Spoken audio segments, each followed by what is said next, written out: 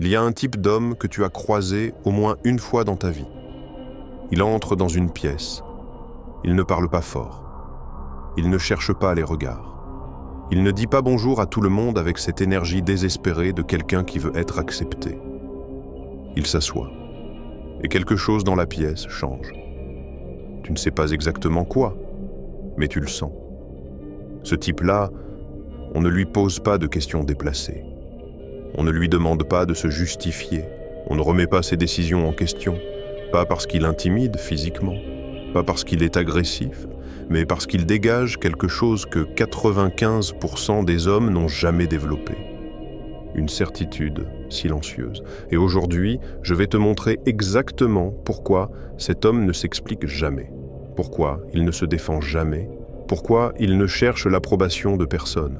Et comment tu peux devenir exactement cet homme-là si tu restes jusqu'à la fin de cette vidéo.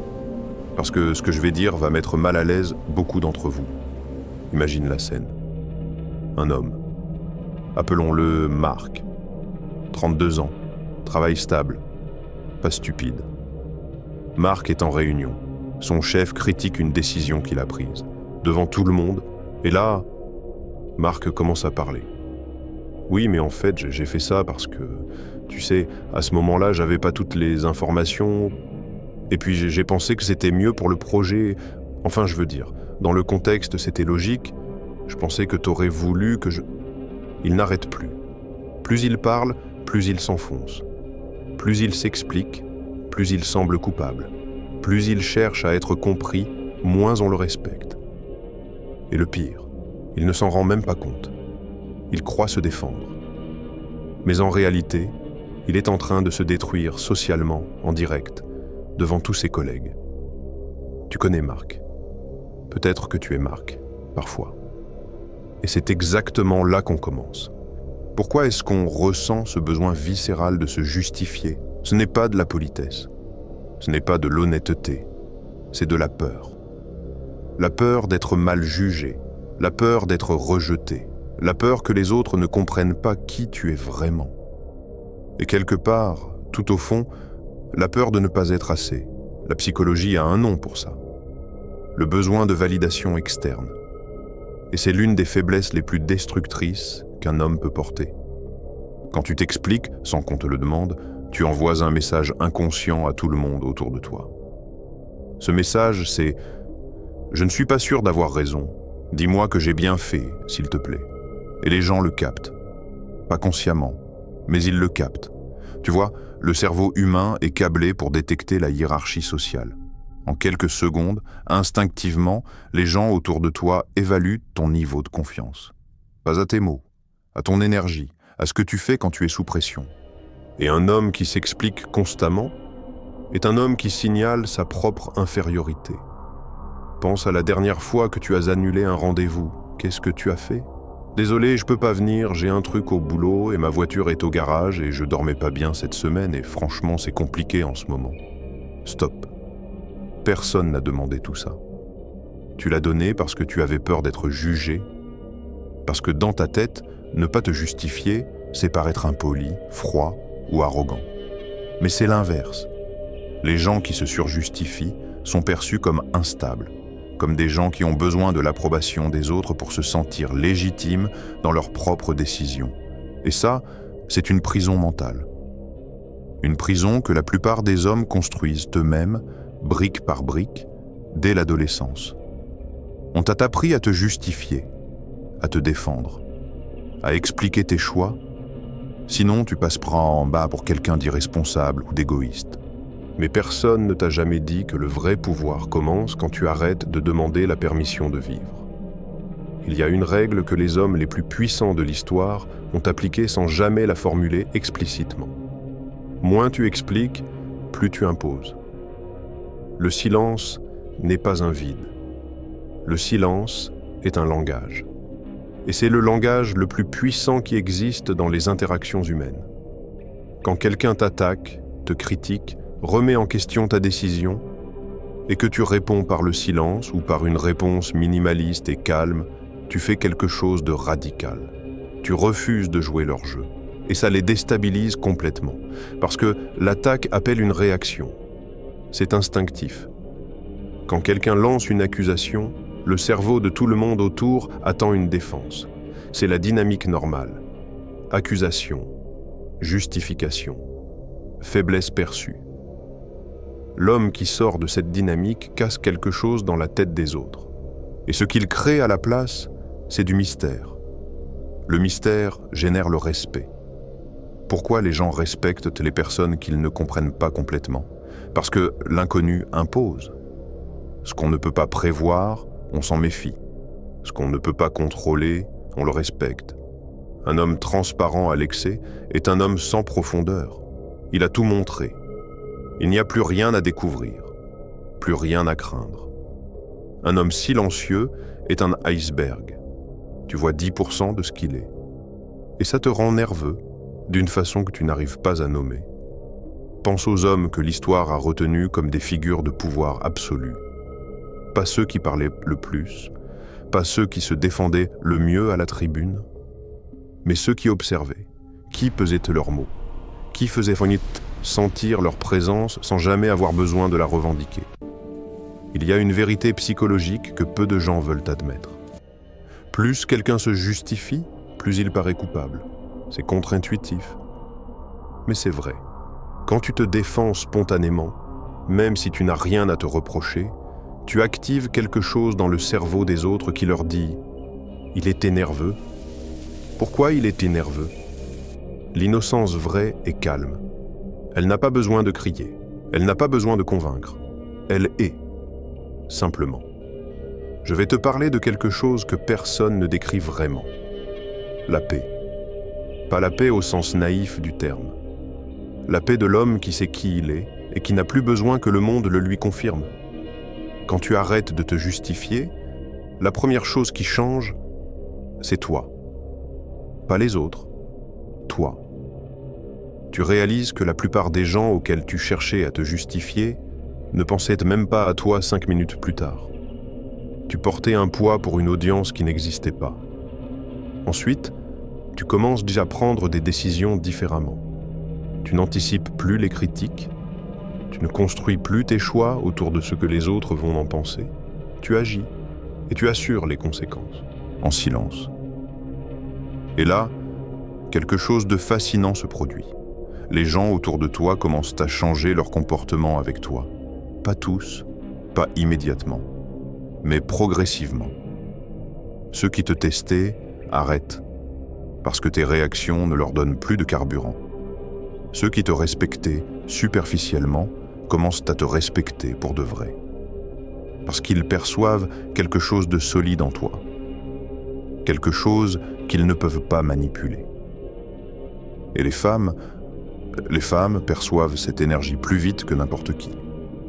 Un homme qui ne se justifie pas, qui n'explique pas chacun de ses mouvements, qui assume ses choix avec calme, dégage une attraction naturelle que aucun conseil de séduction ne peut reproduire artificiellement, parce que c'est réel, c'est ancré, c'est profond. Tu développes aussi une chose rare, le contrôle émotionnel. Quand tu ne te justifies plus, tu enlèves à l'autre le pouvoir de te déstabiliser. Tu n'es plus réactif. Et un homme qui ne réagit pas comme prévu est un homme que personne ne sait comment attaquer. C'est ça, l'autorité naturelle. Ce n'est pas l'arrogance. Ce n'est pas la froideur calculée. C'est la stabilité d'un homme qui s'appartient. On arrive au concret. Parce que comprendre sans agir, ça ne change rien. Premier point. Crée un délai entre la provocation et ta réponse. Quelqu'un te critique. Quelqu'un te remet en question. Ton instinct veut répondre immédiatement. Résiste. Respire. Regarde cette personne dans les yeux pendant 2 secondes de silence. 2 secondes qui semblent une éternité pour eux. Puis réponds. Lentement. Avec un minimum de mots. Ce délai fait 2 choses. Il te donne le contrôle. Et il signale à l'autre que tu n'es pas en mode survie. Tu n'es pas paniqué. Tu choisis ta réponse. Tu ne la subis pas. Deuxième point. Maîtrise tes réponses minimalistes. Entraîne-toi à répondre court. Compris. Je vois. Non. Oui. C'est ma décision. Ah. Pas d'explication supplémentaire si personne n'en a demandé. Ce n'est pas de la grossièreté, c'est de la densité. Les hommes qui parlent peu font peser chaque mot davantage. 3e point. Arrête de t'excuser pour ce que tu es. Tes goûts, tes valeurs, tes ambitions, tes silences, ta façon de fonctionner, tu n'as pas à les défendre. Tu n'as pas à les rendre digestes pour ceux qui ne te comprennent pas. Le bon entourage n'aura jamais besoin que tu t'expliques, et le mauvais entourage ne comprendra jamais, même si tu t'expliques pendant des heures. 4e point. Développe une posture physique stable. Le langage du corps dit tout ce que les mots ne disent pas. Un homme qui se justifie a une posture précise. Buste légèrement avancé, regard qui cherche l'approbation, gestes nerveux des mains. L'homme qui ne s'explique pas, dos droit, regard stable. Mâchoire détendue, mains immobiles.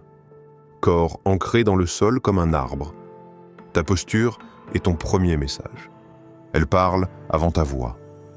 5e point. Pratique le détachement des opinions. Chaque jour, quelqu'un va avoir une opinion sur toi, sur tes choix, sur ton style de vie, sur tes décisions professionnelles, sur ta relation. Entraîne-toi à entendre cette opinion et à la laisser passer, comme de l'eau sur un rocher.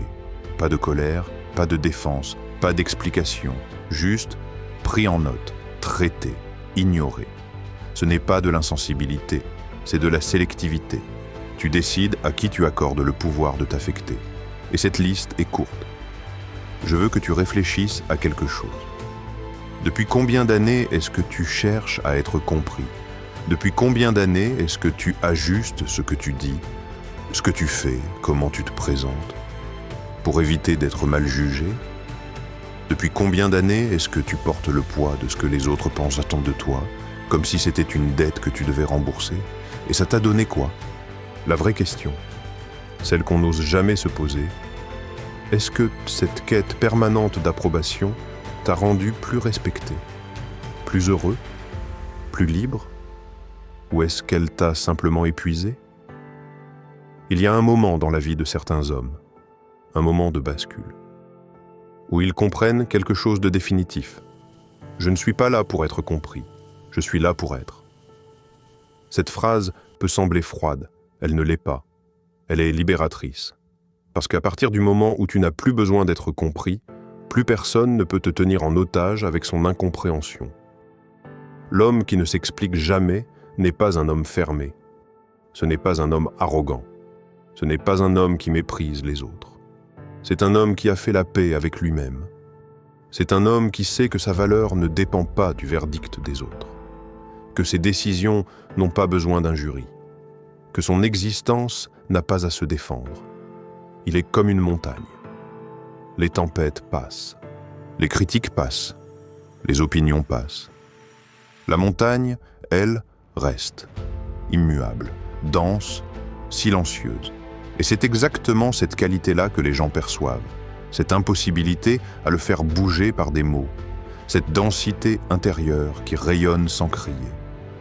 Devient la montagne, pas le volcan qui explose à chaque provocation, pas la rivière qui change de direction selon les obstacles, mais la montagne, stable, enracinée, inébranlable.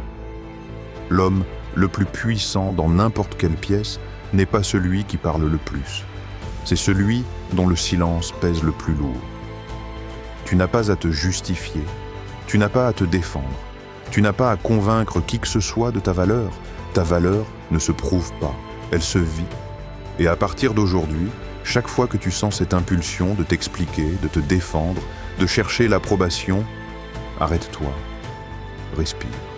Et rappelle-toi de cette vérité simple, que très peu d'hommes comprennent vraiment. Ceux qui ont besoin de savoir qui tu es, découvriront. Ceux qui n'ont pas besoin de le savoir, n'ont pas leur place dans ton monde. Si cette vidéo t'a touché quelque chose de réel à l'intérieur, laisse un like. Ça prend 1 seconde et ça dit tout sans que tu aies besoin de t'expliquer. Abonne-toi si tu veux continuer à construire cette version de toi-même. Silencieuse, dense, inébranlable. Et dis-moi dans les commentaires, dans quel domaine de ta vie est-ce que tu te justifies encore trop? Le premier pas, c'est de le nommer. Deviens le béton.